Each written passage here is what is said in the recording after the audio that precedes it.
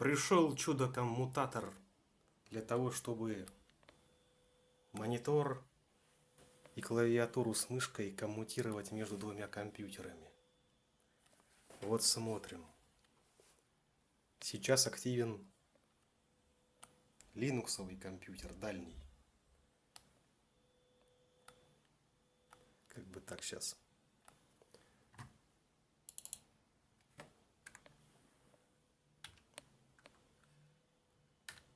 Вот.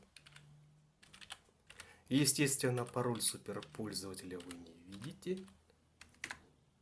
Вот я в него перешел. Что тут можно сделать? Ну, например, обновить все пакеты.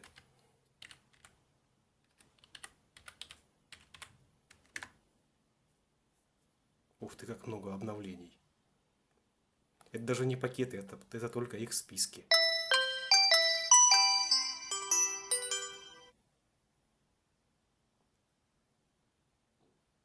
Какой-то спам звонил в это время. А вот если выбрать dist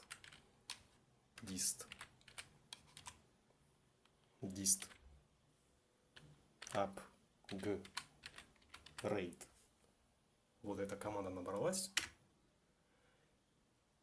Вот она пошла выполняться, а я могу нажать кнопку.